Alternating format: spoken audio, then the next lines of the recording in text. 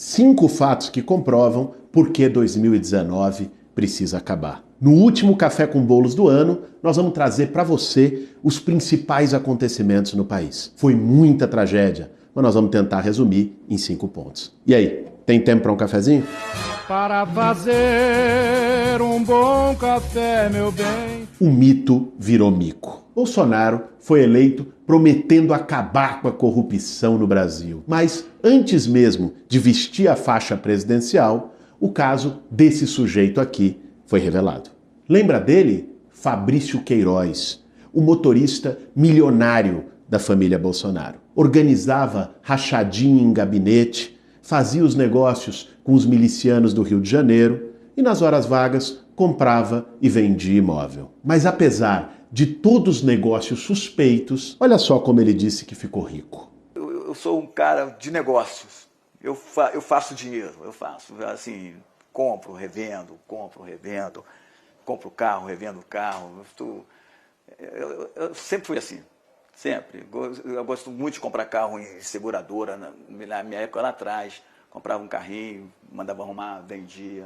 Até hoje, nem Queiroz e nem a sua família apareceram para depor no Ministério Público. E depois de uma temporada sumido, o Queiroz foi aparecer numa mansão luxuosa no bairro do Morumbi, em São Paulo. Já em fevereiro, foi revelado o Laranjal do PSL, um esquema de candidaturas laranjas coordenado em Minas Gerais pelo ministro do Turismo de Jair Bolsonaro.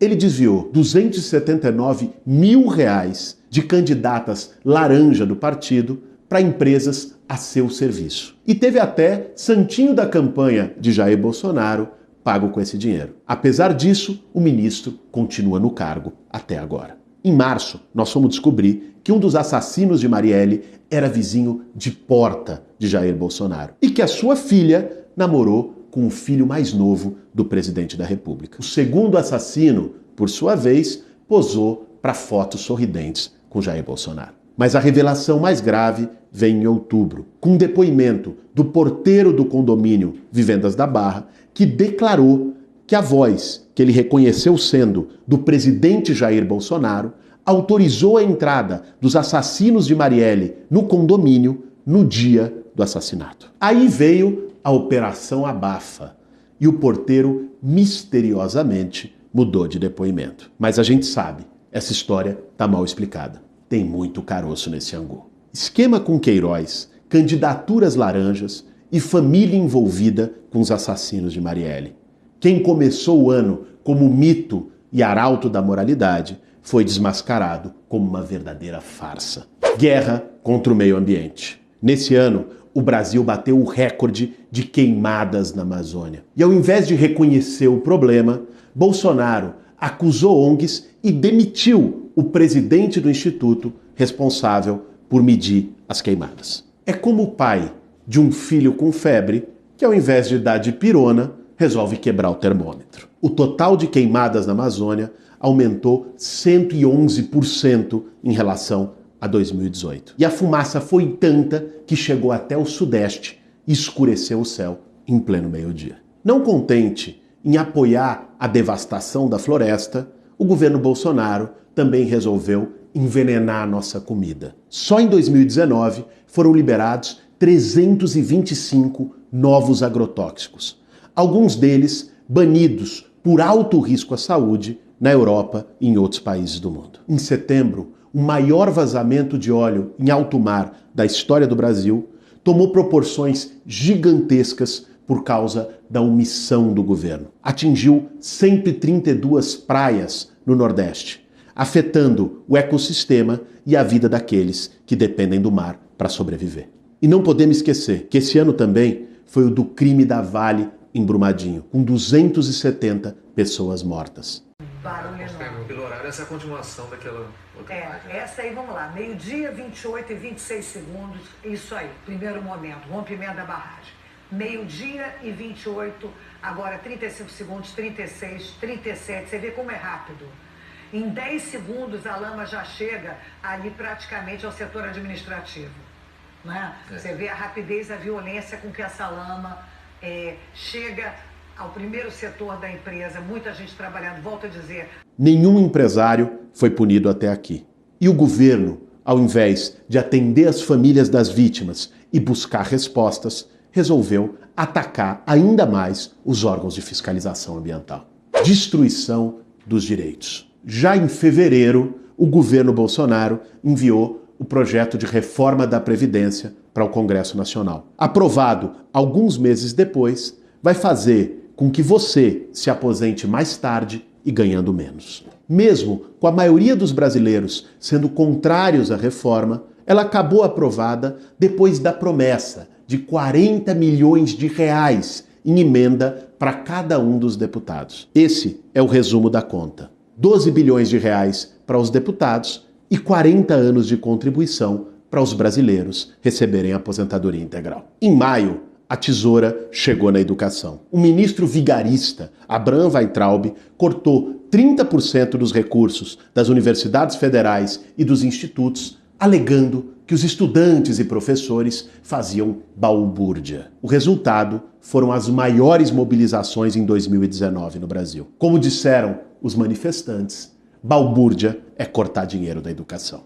Na prática, o que eles querem é acabar com o pacto da Constituição de 1988, liquidando os serviços públicos universais de educação, de saúde, acabando com os investimentos sociais e deixando os brasileiros à própria sorte. Avanço do autoritarismo. 2019 foi um ano duro para quem acredita na democracia e na liberdade. Teve censura a filmes como Marighella, dirigido por Wagner Moura, teve defesa de torturadores e até da Idade Média.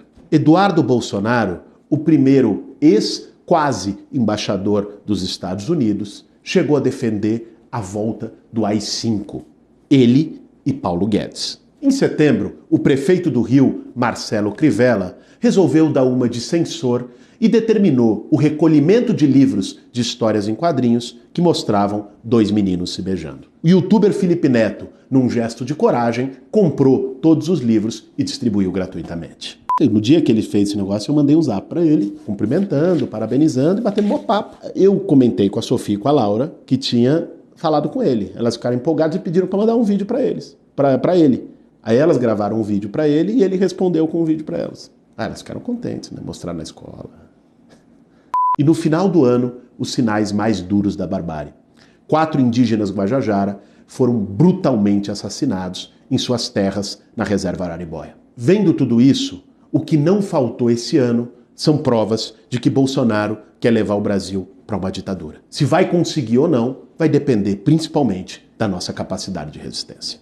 Lava Jato desmascarada. Em junho, começou a sair as primeiras reportagens do Intercept com vazamentos de mensagens que mostraram a verdade sobre Sérgio Moro e Deltan Dallagnol. Viagens pagas por empresas acusadas de corrupção, palestras secretas para bancos, proteção a amigos como Fernando Henrique Cardoso e toda uma sorte de abusos nas investigações judiciais. Mas certamente o mais gritante foi os bastidores de como conduziram os processos de Lula. Deltan foi pego com a boca na botija, comemorando o apoio de ministros do Supremo à sua guerra particular contra Lula. Ahá-hu-hu, o faquinha é nosso, Infux, We Trust e coisas do mesmo gênero. No Telegram, Moro atacava os advogados de Lula, atuava como assessor de imprensa da Força Tarefa e pedia novas operações policiais. Não era juiz, era xerife. Moro já tinha encolhido quando aceitou ser ministro da Justiça de Bolsonaro. Depois da Vaza Jato, se reduziu a um advogado de milicianos. E com a Vaza Jato, depois de 580 dias de prisão política, em novembro, Lula foi finalmente solto, iniciando a reparação de uma injustiça histórica. Bom, gente, chegamos ao fim de 2019. Foi um ano duro, com muitos retrocessos nos direitos sociais, na democracia, no meio ambiente, em várias áreas. Apesar disso, Bolsonaro e a sua turma começaram a ser desmascarados. Muitos que acharam que tinham votado num mito perceberam que elegeram um miliciano. O juiz, herói contra a corrupção, foi desmascarado como um impostor. No final do ano passado, muitos sentiram medo do que estava por vir. Hoje, a indignação já é maior do que o medo. O apoio social a Bolsonaro caiu de 60% dos brasileiros em janeiro para 30% em dezembro. Já é o presidente pior avaliado no início de mandato. Em 2020, o nosso desafio é transformar essa indignação em mobilização. Que seja um ano de muita força, de muita resistência e que o povo brasileiro possa defender o Brasil dos ataques de Bolsonaro.